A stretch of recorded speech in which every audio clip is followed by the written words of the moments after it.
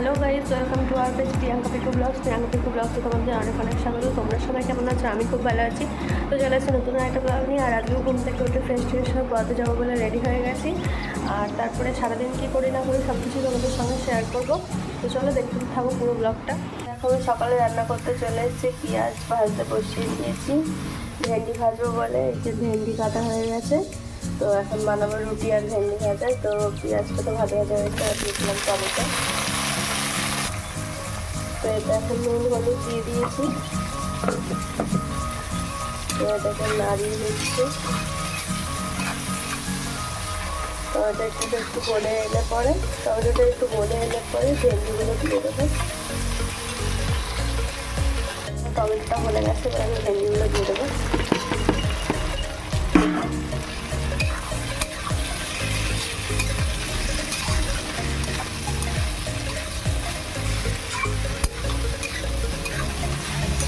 এখানে এরকম নাড়িয়ে ছাড়িয়ে ঢাকা দিয়ে দেবো।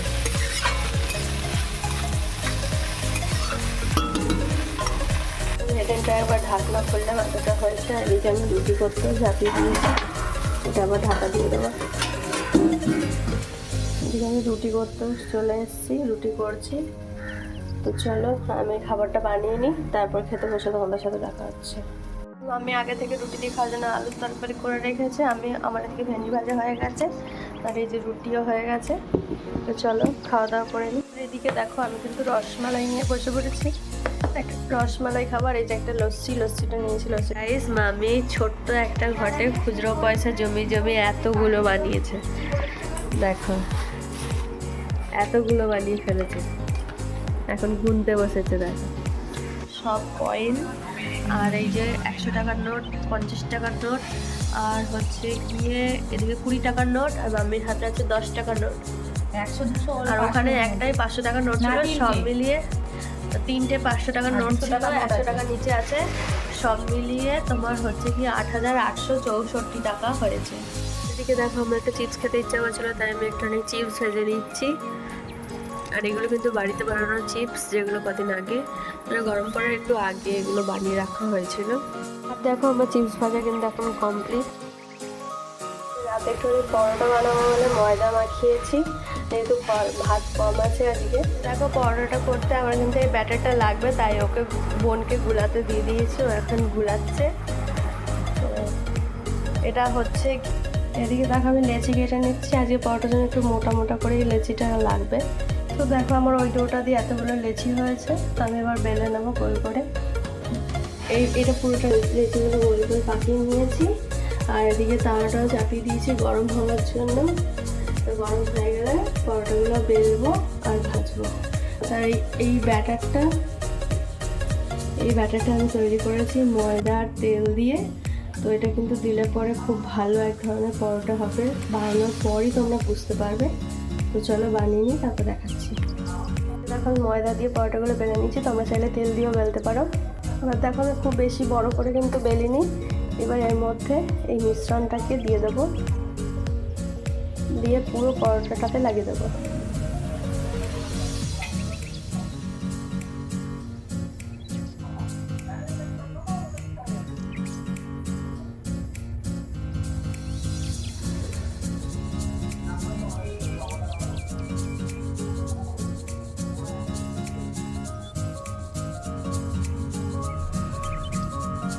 ব্যাস পুরোটা কভার করে নিয়েছি। এবার চাকু দিয়ে আমি একটা সাইড কেটে নিলাম। এবার এটাকে আমি রোল করে গুটিয়ে নেব।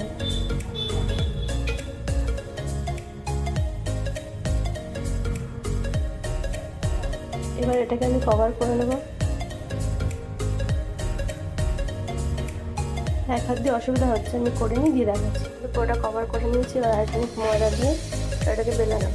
তো এটা কিন্তু আমার বেলা হয়ে গেছে। এবার আমি এটা তাওয়ায় দিয়ে দেবো।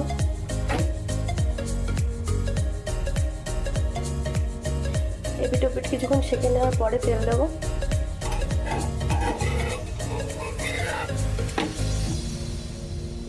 এদিকে দেখো এটা সেঁকতে আমি আর একটা এদিকে পরোটা বেলে নিয়েছি। এটা তো এরকমভাবে দিয়ে দেবো চামচে করে।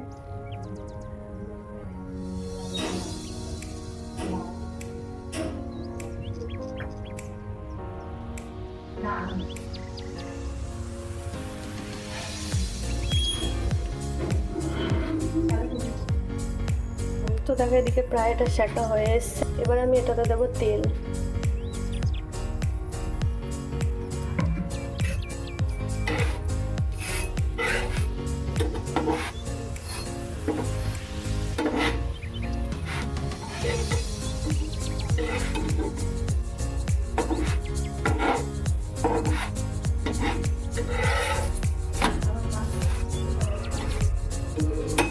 এদিকে একটু তেল দিয়ে দেবো।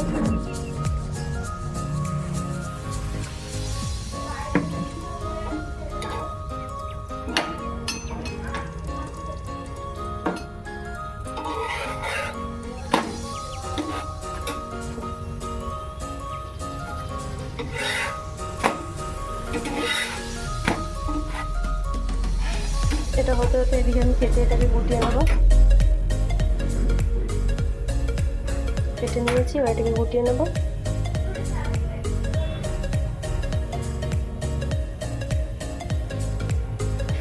এটাকে কভার করে নেবো।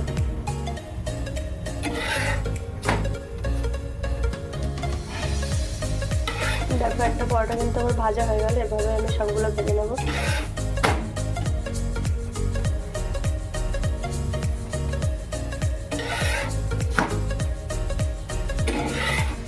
খাওয়ার সময় দেখাবো তোমরা কিরকম হয়েছে।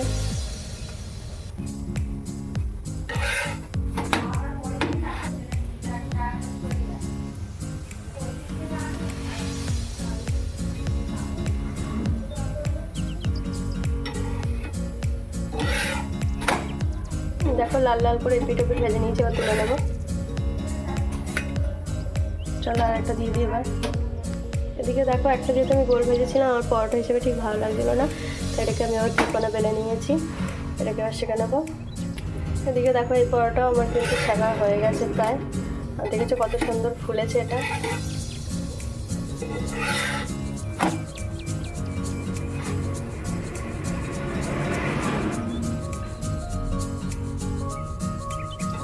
পরোটাটা কিন্তু খুব সুন্দর ফুলেছে।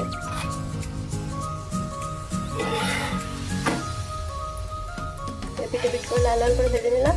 এবার তুলে নেবো। তুলে নিচ্ছি এটাকে। দেখো গাইস আমি কিন্তু সব কটা পরোটা ভেজে নিয়ে চলে এসেছি। সবগুলো আমি ভেজে নিয়েছি। তো খাওয়ার সময় দেখাচ্ছি আবার।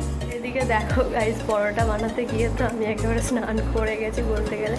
তো এই অবস্থায় তো আমি এখন আর খেতে পারবো না, তো গা ধুয়ে এসে খাবো। তো আমি কিন্তু এখানে গা ঠা ধুয়ে চলে এসেছি রেস্টুরেন্ট হয়ে। এবার আমি খেতে বসেছি। দেখো এটা রয়েছে আলু কুমড়োর তরকারি, এখানে ডিম ভাজা। যেহেতু ঠান্ডা গেলে ডিম ভাজা বেশি পছন্দ করি এটা আমি, সেই জন্য কম করেই নিয়েছি। আর এটা হচ্ছে কি পরোটাটা এখনও গরম আছে দেখছি আঠা ধুয়ে এসে।